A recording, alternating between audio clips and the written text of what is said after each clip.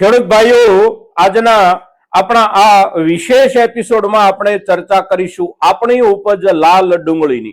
હવે લાલ ડુંગળીની ઉપજમાં આપણે જોઈએ તો વીતેલું જે અઠવાડિયું ગયું એ આખા અઠવાડિયા દરમિયાન બજાર ભાવમાં દબાણ બન્યું રહ્યું અને દબાતા બજાર ભાવમાં લગભગ 15% થી લઈને 20% સુધીનો ઘટાડો આપણને જોવા મળ્યો. હવે જે ઘટાડો આવ્યો એ ઘટાડો વર્ગ પ્રમાણે નીચેના વર્ગમાં 20% થી પણ વધારે એટલે કે લગભગ 25% જેટલો પણ ઘટાડો આપણે કહી શકીએ અને બિલકુલ નીચલા સ્તરની જે કાંઈ ડુંગળી છે આપણી એમાં એનાથી પણ વધારે ઘટાડો આપણે અનુભવ્યો ગયા અઠવાડિયા દરમિયાન. પણ સામાન્ય રૂપમાં આપણે જોઈએ તો એકંદર જે મીડિયમ માલ આપણો વેચાતો હોય એ મીડિયમ માલ અને થોડી સારી ક્વોલિટી અને સુપર ક્વોલિટી કે એક્સ્ટ્રા સુપર બેસ્ટ ક્વોલિટીના ડુંગળીના ભાવમાં પણ આપણને 15% જેટલો ઘટાડો જોવા મળ્યો. હવે આ જે પરિસ્થિતિ ઊભી થઈ છે એ પરિસ્થિતિની ચર્ચા આપણે ત્યાર પહેલાના સમયમાં પણ અવશ્ય કરી ગયા છીએ કે આવો સમય આવતો દેખાઈ રહ્યો છે. હવે અત્યારે જ્યાં પહોંચ્યા છીએ ત્યાંથી આગળના સમયમાં શું થઈ શકે એની એક સામાન્ય ચર્ચા આજે જ્યારે આપણે કરીએ છીએ ત્યારે આજના આપણા આ એપિસોડમાં આ વિડીયોમાં આપ સૌ દર્શક મિત્રો અવશ્ય બન્યા રહેજો.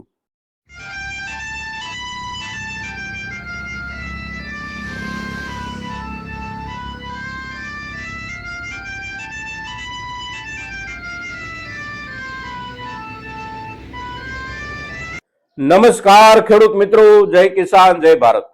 ખેડૂત ભાઈઓ, આપણી લાલ ડુંગળીની ઉપજના ભાવમાં આપણે જોયું તેમ ગયું આખું અઠવાડિયું ભાવ ઘસાતા શનિવારના દિવસ સુધીમાં ભાવોની સ્થિતિ ક્યાં પહોંચી અને આજે જ્યારે આપણે ચર્ચા કરી રહ્યા છીએ ત્યારે આજે સોમવાર તારીખ 12 જાન્યુઆરી 2026 અને આજના દિવસની આપણી લાલ ડુંગળીના બજાર ભાવની અંતિમ સપાટીની આપણે વાત કરીએ તો એકંદર આપણે સારામાં સારી ડુંગળીની ઉપજ 15 થી 16 રૂપિયા સુધી વેચતા થઈ ગયા છીએ આ દિવસો દરમિયાન અને આજના બજાર ભાવની સ્થિતિ આ પ્રમાણે રહી છે.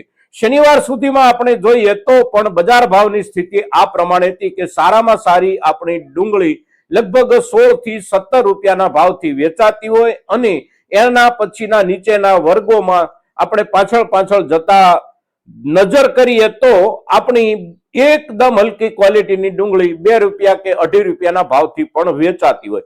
હવે એ આખા અઠવાડિયા દરમિયાન ભાવોમાં જે રોજે રોજ ઘટાડો આવતો રહ્યો એ ઘટાડો આવશે અને આવવાની સંભાવનાઓ એટલે ત્યાર પહેલાના દિવસોમાં આપણે જે ચર્ચા કરતા હતા એ જ મુદ્દો કે ગુજરાત, મધ્યપ્રદેશ અને મહારાષ્ટ્રના કેટલાક વિસ્તારોમાંથી વધી રહેલી પુષ્કળ પ્રમાણમાં આવકો અને ત્યાર પહેલાના અઠવાડિયામાં જે કાંઈ આવકો થઈ એના પહેલાના અઠવાડિયામાં જે કાંઈ બહુ ઘટેલી આવકો થઈ અને એ ઘટેલી આવકોના હિસાબે બજારની સ્થિતિમાં મળેલા સુધારા પછી ધીમે ધીમે વધતી જતી આવકોએ ફરી એક વખત બજારને નીચેની તરફ ધકેલી દીધું અને ખૂબ નીચેના દરજ્જે અત્યારે આપણું બજાર પહોંચી ગયેલું આપણે માનવાનું રહે છે. હવે આ જે પરિસ્થિતિ આપણી અત્યારે જે થઈ છે એ પરિસ્થિતિની સાથે જોડાયેલું સીધું કારણ એટલે આપણા ખેડૂતો તરફથી મોટા પાયે ડુંગળીનો જથ્થો માર્કેટિંગ યાર્ડમાં પહોંચવાની શરૂઆત એટલે ગયા અઠવાડિયામાં દરેક બજારોમાં ખૂબ મોટા પાયે ડુંગળીની આવકો વધી અને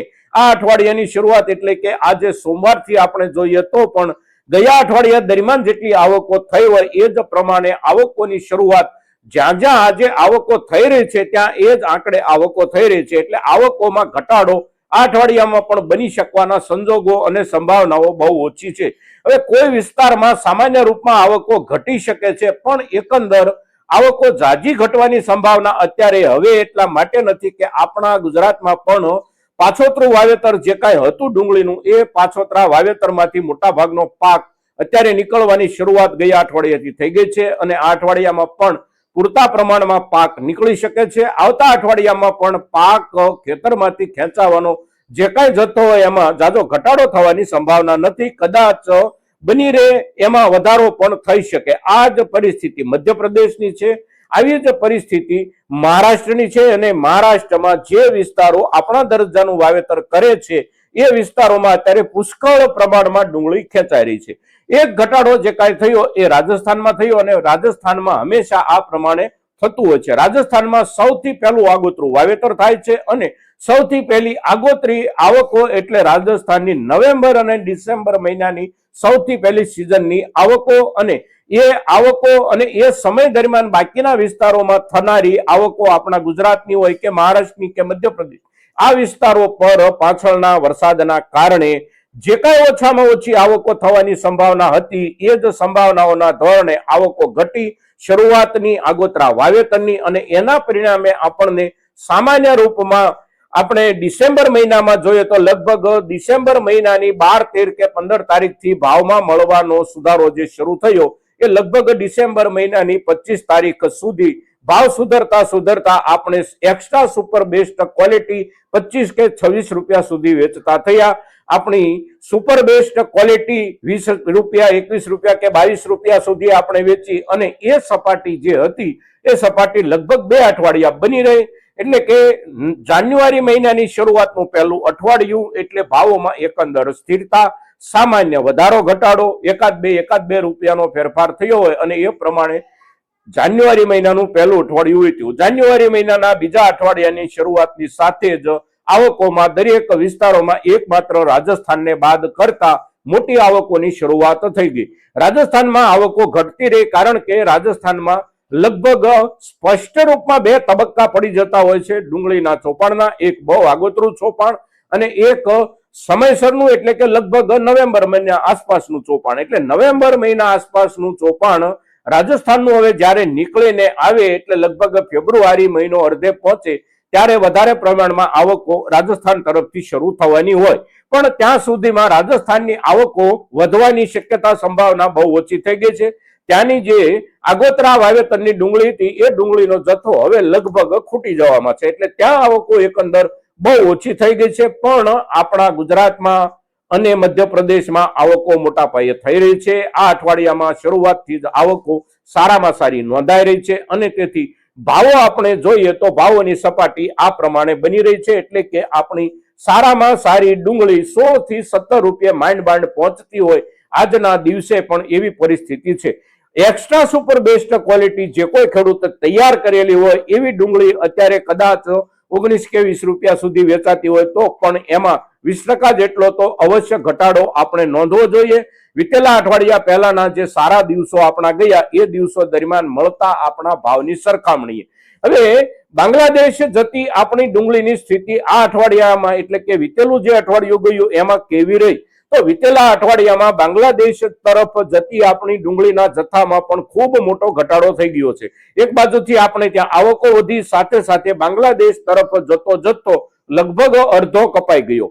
ગયું અઠવાડિયું જે પૂરું થયું એના પહેલાનું અઠવાડિયું જે ગયું એ એકંદર સારું ગયું હતું. બાંગ્લાદેશ તરફ આપણે ત્યાંથી 100 ટ્રકથી વધારે ડેઈલી માલ જતો હતો અને ગયા અઠવાડિયામાં જોઈએ આપણે તો લગભગ 40, 45 કે 50 ટ્રક માલ સરેરાશ ગયો છે ગયા અઠવાડિયા દરમિયાન. હવે ટ્રકના હિસાબથી આપણે જ્યારે વાત કરીએ ત્યારે એના જથ્થાને સામાન્ય રૂપમાં આપણે સમજી લઈએ તો એક ટ્રક જ્યારે બોલવામાં આવે છે ત્યારે બાંગ્લાદેશ તરફની નિકાસમાં એક ટ્રક એટલે 30 ટન ડુંગળી અને 30 ટન ડુંગળી એટલે 600 કટ્ટા.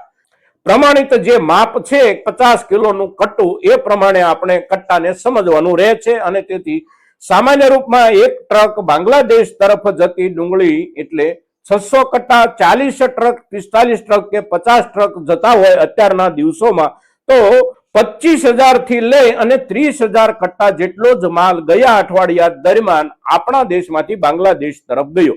ત્યાર પહેલાના અઠવાડિયામાં જે કાંઈ માલ ગયો એ માલ એટલે લગભગ 55,000 કટ્ટાથી લઈને 60,000 કટ્ટા દૈનિક જતો હતો. એની સામે ગયા અઠવાડિયામાં કપાય અને 25,000 કટ્ટાથી લઈ અને 30,000 કટ્ટા જેટલી ડુંગળી આપણી લાલ બાંગ્લાદેશમાં જઈ રહી છે. હવે આવનારા દિવસોમાં બાંગ્લાદેશ તરફ જતી ડુંગળીના જથ્થામાં ઘટાડો પણ આવી શકે છે એવું ડુંગળીના વેપાર સાથે જોડાયેલી તમામ ચર્ચાઓમાં થઈ રહ્યું છે. કારણ કે બાંગ્લાદેશની પોતાની પણ ડુંગળી હવે એકંદર મોટા પ્રમાણમાં નીકળવાની શરૂ થઈ રહી છે અને તેથી બાંગ્લાદેશની સામાન્ય જરૂરિયાતના રૂપમાં આપણે જોઈએ તો એમની જરૂરિયાત વિતેલા 2 અઠવાડિયા પહેલાના સમયગાળા દરમિયાન ઘણી બધી સચવાઈ ગઈ અને એની અસર ગયા અઠવાડિયા દરમિયાન આપણે ત્યાંથી ગયેલી ડુંગળી પર આપણને જોવા મળી. એટલે બાંગ્લાદેશ તરફ જતી આપણી ડુંગળીની જે કાંઈ નિકાસ હતી એમાં પણ ગયા અઠવાડિયામાં ઘટાડો આવ્યો.